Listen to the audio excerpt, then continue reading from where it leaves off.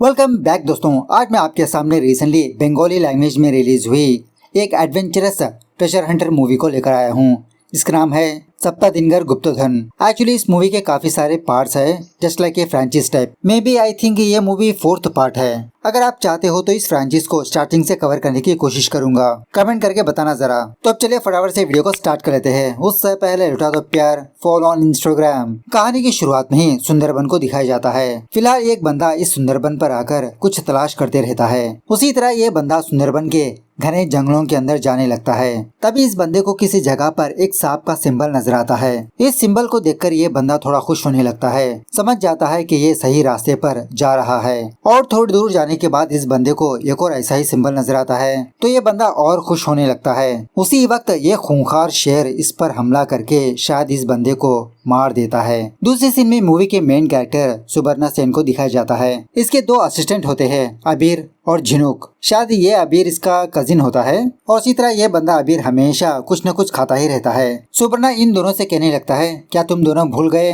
कल प्रोफेसर निशानाथ के साथ हमारा अपॉइंटमेंट है। ये कहानी सुनाने के लिए बुलाया है उन्होंने। उसके बाद एक छोटी सी हिस्ट्री को दिखाया जाता है। 16th सेंचुरी के दौरान प्रताप आदित्य नाम का एक राजा बंगाल में राज किया करता था। उस टाइम ये प्रताप आदित्य बहुत ही पावरफुल किंग था। इसके पास सब कुछ था, पावरफुल आर्मी, धन संपत्ति। लेकिन एक दिन इसकी पावर ही इसकी प्रॉब्लम बन गई। दिल्ली में रहने वाले अकबर को प्रताप के बारे में पता चला। अकबर ने डिसाइड कर लिया कि उस प्रताप के पावर को रोकना होगा। 1585 के दरमियान में अकबर के जनरल मुनीम खान और प्रताप के बीच एक जोरदार वार छिड़ गई, और वो भी इच्छामती रिवर के आसपास। उस जंग में प्रताप आदित्यनाथ जीत गया। अकबर की सारी सेना वापस दिल्ली लौट गई। बाद में 1600 के दरमियान में जब अकबर की मौत हो गई, जहांगीर वहां का राजा बना। एक दिन जहांगीर ने अंबर के राजा मानसिंह को प्रताप पर हमला करने के लिए कहा। इस जंग में भी दोबारा प्रताप आदित्यनाथ ही जीत गया। एक दिन प्रताप ने सोचा कि वो मुगल इसकी संपत्ति को हड़पना चाहते हैं। अपनी संपत्ति की रक्षा करने के लिए इसने एक जबरदस्त आइडिया लगाया।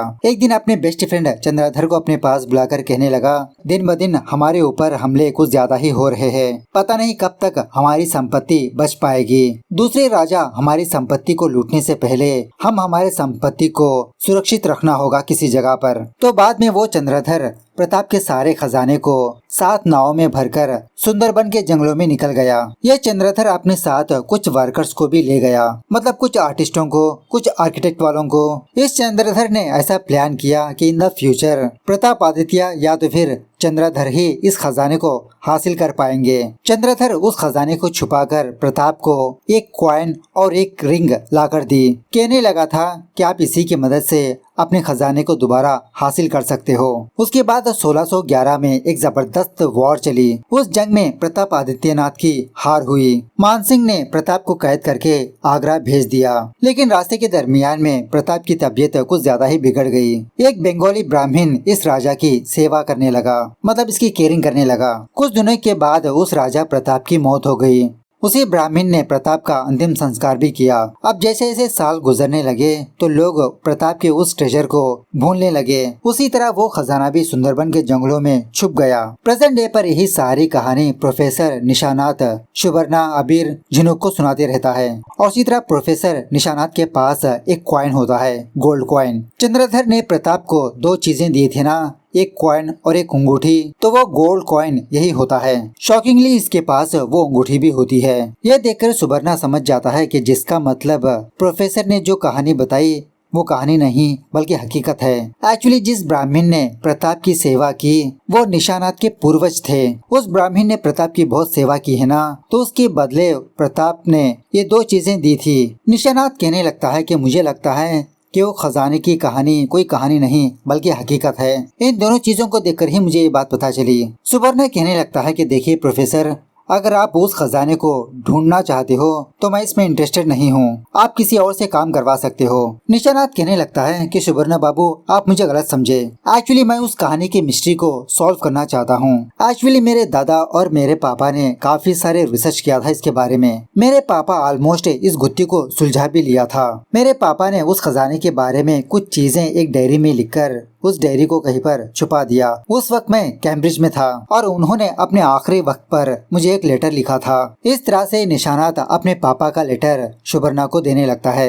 एक्चुअली इस निशानात को एक खजाने वजाने पर इतना इंटरेस्ट नहीं होता, इसीलिए इसने अपनी तरीके से कुछ रिसर्च ही नहीं की। तो रिसेंटली निशानात को इस सुबर्णा के बारे में पता चलता है। खैर निशानात के फादर ने उस लेटर में एक पजल को लिखा होता है जो निशानात को कुछ भी समझ में नहीं आया। सुबर्णा सेन इस लेटर को पढ़ते हुए, इस पजल को पढ़ते हुए इसको सॉल्व करने की कोशिश करने लगता है। एक्चुअली सच बताऊं तो इस मूवी में ऐसे काफी सारे पजल्स है जो बंगाली लैंग्वेज में ही अच्छे लगते हैं। सम काइंड ऑफ एक कविता टाइप होती है ये। सुबर्णा इस पहेली को सॉल्व करने की कोशिश करने लगता है उस डायरी को फाइंड आउट करने के लिए। मतलब खजाने के बारे में लिखी हुई डायरी है, ऐसे थोड़ी कोई बाहर रख सकता है। इसीलिए निशानात के फादर ने एक पहेली लिखकर उस डायरी को छुपा दिया। निशानात के घर में एक बहुत बड़ी किताबों की लाइब्रेरी होती है।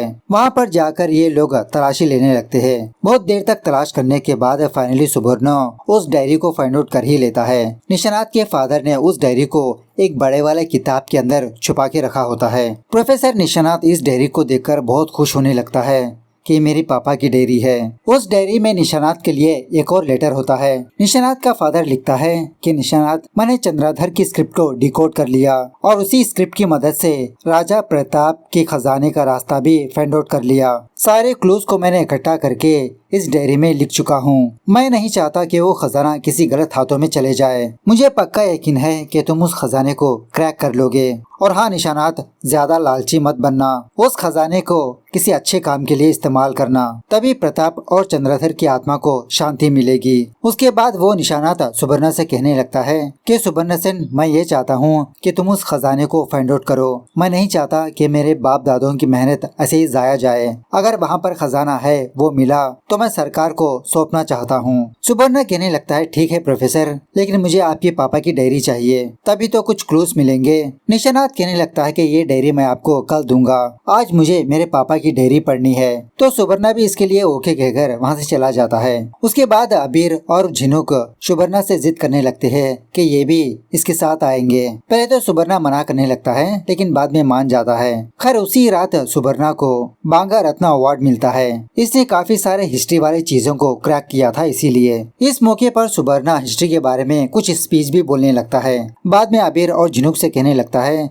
कि मैं प्रोफेसर के पास जा रहा हूँ डायरी लेने के लिए। उसी वक्त एक पुलिस वाला सुबर्णा के पास आकर कहने लगता है कि सुबर्णा सेन, एक केस की इन्वेस्टिगेशन के लिए आपको हमारे साथ चलना होगा। सुबर्णा पूछने लगता है कि इन्वेस्टिगेशन, किस चीज की इन्वेस्टिगेशन? वो पुलिस वाला कहने लगता है प्रोफेसर निशानात है ना, उनका मर्डर हो चुका है कल रात। यह सुनने के बाद इन तीनों के होश ही उड़ जाते हैं। पुलिस वाला कहने लगता है कि सर आखिरी बार आप तीनों ही प्रोफेसर के घर पर गए थे, सो प्लीज आप लोग पुलिस के साथ कोऑपरेट करिए। कमिश्नर साहब ने खुद आपको लाने के लिए कहा। तो उसके बाद ये तीनों पुलिस के साथ हेडक्वार्टर्स पर जाने लगते हैं। दूसरे सीन में हम ये देखते हैं कि वो सुबर्णा, अबीर, झिनुक किसी जगह पर बंधे हुए हैं बेहोशी की हालत में। तभी सुबर्णा के पास वो बंदा पुलिस वाला आता है। एक्चुअली वो कोई पुलिस वाला नहीं होता, इसका नाम होता है सलीम। ये सलीम इन तीनों को सुंदरबन के जंगलों में ले जाने लगता है। मतलब ये लोग बोट पर होते हैं। दूसरी तरफ दो पुलिस वाले कमिश्नर के पास आते हैं, भागची और सरकार। एक्चुअली वो कमिश्नर यही मान रहा होता है कि उस प्रोफेसर की हत्या उसी सुबर्णा ने किया, इसीलिए वो शहर छोड़कर भाग गया। लेकिन सरकार नाम का पुलिस वाला इस चीज को नहीं मान रहा होता। कमिश्नर से यही बात कहने लगता है कि सर मैं काफी सालों से सुबर्णा सेन को जानता हूँ, वो ऐसा नहीं है। वही दूसरा पुलिस वाला बागची उस सुबर्णा सेन के टोटली खिलाफ होता है कि सर सारे सबूत तो उस सुबर्णा के ही खिलाफ है। वो जहाँ पर भी रहेगा, छुपा रहेगा, मैं उसको खींच कर यहाँ पर लेकर ही आऊंगा। कमिश्नर इन दोनों पुलिस वालों को यही काम सौंपने लगता है कि तुम दोनों किसी भी तरह से उस सुबर्णा सेन को फाइंड आउट करो और इसी तरह तुम दोनों एक दूसरे को कोऑपरेट करो। अब सारे टीवी न्यूज चैनल्स में यही न्यूज चलती रहती है कि किसी ने प्रोफेसर निशानात के पास आकर इसको गोली मार के मार दिया। मारने वाला बंदा तो सीसीटीवी कैमरा में रिकॉर्ड नहीं हुआ होता, लेकिन पुलिस वाले यही कंक्लूजन पर आते हैं कि वो सुबर्णा दोबारा प्रोफेसर के घर पर आया था उसकी डायरी को चुराने के लिए। अब यही खबर ये तीनों देखकर शॉक में रह जाते हैं कि कल तक सुबर्णा की बहुत ही रेस्पेक्टफुल इमेज थी और आज वही पब्लिक सुबर्णा को एक हत्यारा बता रहे हैं। सुबर्णा अबीर और झिनुक से कहने लगता है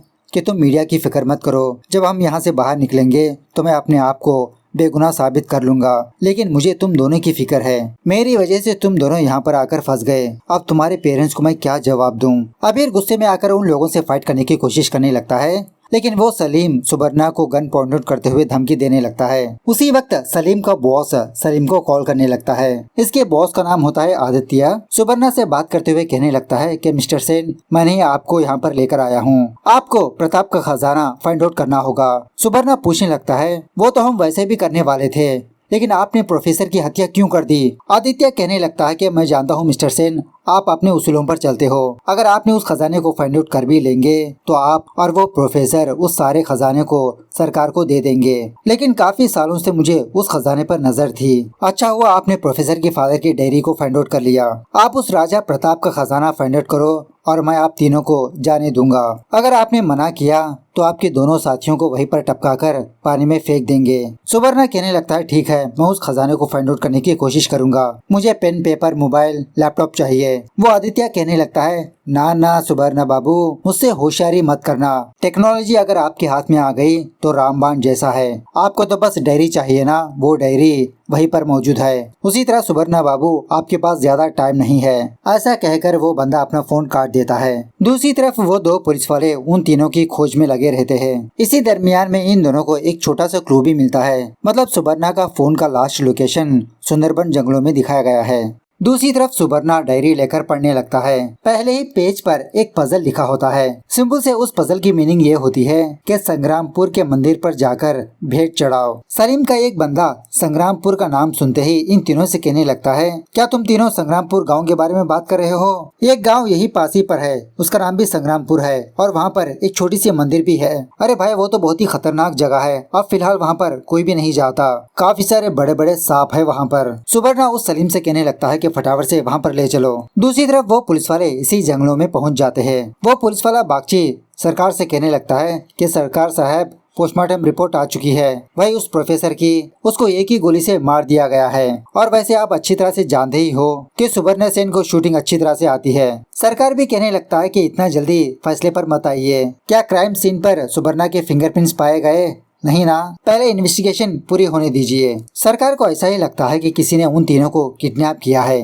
दूसरी तरफ सुबर्णा और वो लोग उस गांव पर जाने लगते हैं, अपनी नाव को साइड में रोककर। काफी दूर तक ये लोग पैदल ही चलने लगते हैं। रास्ते में बहुत ही खतरनाक मगरमच्छ नजर आते हैं। एट द सेम टाइम दूसरी तरफ वो पुलिस वाले उसी स्टॉप के पास आकर पहुँच जाते हैं, वही जहाँ पर सलीम की नाव खड़ी थी। उस नाव की तलाशी लेने पर सुबर्णा के कुछ सामान पाए जाते हैं, जैसे मोबाइल, वॉलेट। वो पुलिस वाला सरकार यही सोचने लगता है कि हम सुबर्णा के बहुत ही करीब है। इस तरफ ये लोग उस गांव के मंदिर के पास पहुंच जाते हैं। वो मंदिर बहुत ही पुराना खंडर बन चुका होता है, वहाँ पर सिर्फ एक ही मूर्ति होती है। इस मूर्ति को देखकर सुबर्णा ही सोचने लगता है कि लगता है ये मूर्ति गार्ड का काम कर रही है। इस तरह से उस डायरी में जो लाइन्स होते हैं, जो पजल्स होते हैं, दोबारा पढ़ने लगता है। सुबर्णा को समझ में आता है कि इस गार्ड को कुछ देना है, तभी ये हमको रास्ता दिखाएगा। वो अबीर कहने लगता है कि इसे कैसे पेमेंट करे दादा, इसके पास QR कोड भी नहीं। उसी वक्त सलीम के बंदे के हाथ में जो बैग होती है ना, वो अपने आप उस मूर्ति की तरफ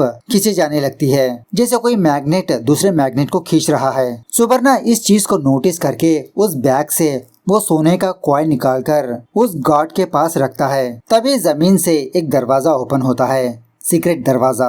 एक के बाद एक सारे लोग उस गुफा के अंदर जाने लगते हैं। सुबर्णा ये देखता है कि ये तो एक बहुत बड़ा टनल है, रास्ता, और इस रास्ते के दरमियान में कुछ ट्रैप्स भी है। उसी दीवारों के पास कुछ मशाले होती है। उन मशालों को जलाकर थोड़ा सा आगे जाने पर सुबर्णा ये देखता है कि रास्ते के एंडिंग पर एक देवी माँ की मूर्ति है। एक्चुअली ये जयसुरेश्वरी देवी की मूर्ति होती है। सुबर्णा इन दोनों से कहने लगता है कि दूसरे मंदिरों के कंपैरिजन में इस देवी माँ की मूर्ति थोड़ी अलग है। मतलब ये मूर्ति नीचे की तरफ देख रही होती है, ना कि स्ट्राइट। जिनक पूछने लगती है कि सोनादा, इसकी वजह क्या हो सकती है? सुबर्णा उस प्रताप की एक कहानी सुनाने लगता है कि वो राजा प्रताप जितना बड़ा योद्धा था, उतना ही ज्यादा गुस्से भरा इंसान भी था। उसने अपने अंकल और कजिन की ही हत्या कर दी थी और इसी तरह काफी सारे बेगुनाहों को भी मार दिया था। प्रताप की इन्हीं हरकतों की वजह से देवी माँ बहुत नाराज हो गई। उसके बाद प्रताप का पतन शुरू हुआ।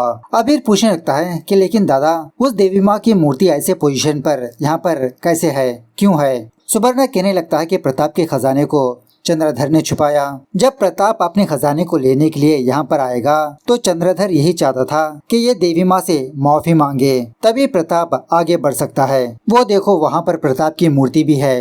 जो घुटनों पर बैठी है। उसी फ्लोर पर कुछ स्पेशल टाइप के पत्थर भी होते हैं। उन पत्थरों के ऊपर सांप का सिंबल भी होता है। अब सलीम को गुस्सा आकर अपने आदमियों को आगे भेजने लगता है। बहुत हुई तुम लोगों की बकबक। जब वो बंदा एक पत्थर पर अपना पैर रखता है तो साइड से एक भाला आकर इसके पेट में चुभ जाता है। उसी वक्त इसकी मौत हो जाती है। और इसी तरह जो बाकी ट्रैप्स होते हैं ना साइड में, वो सारे भाले अंदर बाहर होने लगते हैं, एक्टिवेट हो जाते हैं। ये देखकर वो सलीम सुबर्णा को धमकाकर इसको आगे जाने के लिए कहता है। अब सुबर्णा तो ऐसे ही आगे नहीं जा सकता। ये दोबारा अपना दिमाग लगाने लगता है। समझ जाता है कि देवी माँ के पास जाने के लिए माफी मांगते हुए जाना होगा। अब जिसने बहुत बड़ी गलती की वो कैसे माफी मांगता है, नीचे लेटकर। सो इस चीज को क्रैक करके सुबर्णा ऐसे ही आगे बढ़ने लगता है रेंगते हुए।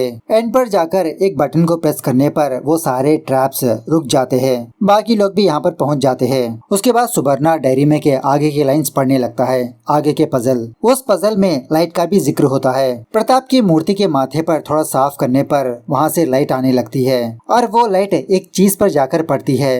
जब सुबर्णा उस चीज को हिलाने लगता है तो उस मूर्ति का सर स्ट्राइट होने लगता है जो नीचे झुका हुआ था। ऐसा होते ही उस मूर्ति के नीचे ही एक छोटा सा दरवाजा ओपन होता है। उसमें एक छोटा सा बक्सा होता है। उस बक्से के अंदर 2 प्लेट्स होती है, सोने की प्लेट्स। लेकिन असली खजाना तो ये नहीं है। असली खजाने का क्लू होता है ये। उसके बाद वो बंदा सलीम इन लोगों को एक और बंदे के पास ले जाता है। उस बंदे को देखकर सुबर्णा शॉक में रह जाता है। शायद ये बंदा दूसरे पार्ट्स में भी था। सुबर्णा ने यही समझा कि ये बंदा मर चुका है, लेकिन इस पार्ट में ये बंदा अभी भी जिंदा ही होता है।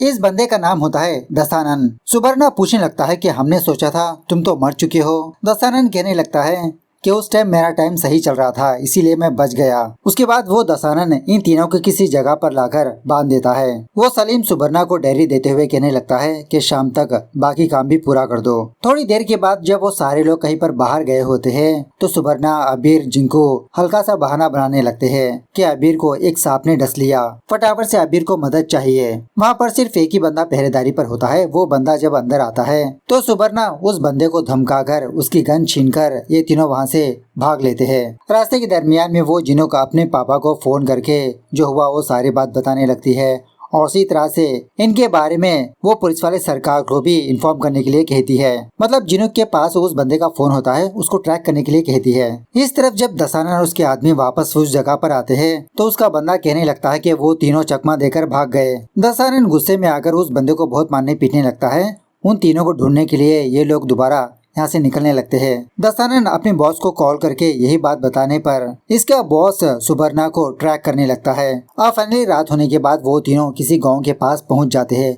वहाँ पर कोई फेस्टिवल वगैरह चलते रहता है। अपने चेहरों पर मास्क पहनकर दशानन और उसके आदमियों से बचते रहते हैं। लकीली ये तीनों दशानन को चकमा देकर यहाँ से निकल लेते हैं। उस गाँव को कोई बंदा सुबर्णा को पहचान कर एक बोट में चढ़ा देता है दूसरी तरफ जाने के लिए। इसी बोट में डिनर वगैरह करने के बाद अबीर सुबर्णा से पूछने लगता है कि शोनादा, निशानात के फादर के पास क्लूज होने के बावजूद भी उन्होंने ट्रेजर को क्यों हासिल नहीं किया। सुबर्णा कहने लगता है कि ये तो कहना बहुत ही मुश्किल है। प्रोफेसर निशानात के फादर ने चंद्रधर के नोट से काफी सारे क्लूज को गैदर किया। जब तक क्लूज को गैदर किया होगा तब तक उनकी उम्र कुछ ज्यादा हो चुकी होगी। शायद उस उम्र में वो ट्रैवल नहीं कर सकते थे, इसीलिए सारे क्लूज को एक डायरी में लिखकर अपने बेटे को सौंप दिया। अबीर पूछने लगता है कि शोनादा, फिलहाल हम कहाँ पर जा रहे हैं। सुबर्णा डायरी लेकर एक और पजल को पढ़ने लगता है। उन पजल्स में कुछ नंबर्स भी होते हैं। पता चलता है कि ये नंबर्स लैटिट्यूड और लॉन्गिट्यूड के नंबर्स है, मतलब एक डायरेक्शन को दर्शाती है। सुबह होने के बाद जीपीएस ट्रैकर से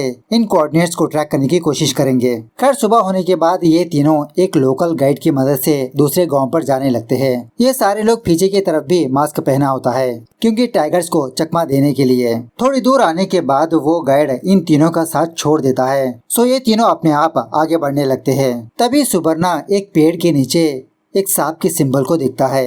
वही मूवी के स्टार्टिंग में एक बंदे को नजर आया था ना। सो उस प्लेस पर ये तीनों पहुंच चुके होते हैं। इस सिंबल को देखकर समझ जाता है कि हम तीनों सही रास्ते पर हैं। उसी वक्त कुछ लोग इन तीनों को घेर लेते हैं। शायद वहाँ के आदिवासी लोग होते हैं। ये इन तीनों को बंदी बनाकर अपने गाँव पर लेकर आते हैं। उस गाँव के मुखिया का नाम होता है चंद्रपति। इन तीनों से पूछने लगता है कि तुम लोग कौन हो, यहाँ पर कैसे आए। सुबर्णा कहने लगता है कि हम लोग देवानाथ की डायरी को फॉलो करते हुए यहाँ यहाँ पर आए हैं। वो चंद्रपति कहने लगता है कि मुझे जिस चीज का डर था वही हुआ। सुवर्णा पूछने लगता है क्या दिव्यानाथ यहाँ पर आए थे? चंद्रपति कहने लगता है हाँ, वो यहाँ पर आया था, लेकिन उसके पूर्वजों ने हमारे महाराजा की सेवा की थी, इसलिए मैंने उसको जाने दिया। मतलब ये चंद्रपति और कोई नहीं, उस चंद्रधर के खानदान वाला होता है। ये लोग यहाँ पर अपना अलग ही गांव बसाकर अपनी जिंदगी गुजार रहे होते हैं। जो भी खजाने को लूटने के लिए आता उनको रोकने के लिए। मूवी के स्टार्टिंग में जो शेर दिखाया गया था ना, वो इस चंद्रपति का ही फ्रेंड होता है, महाबल।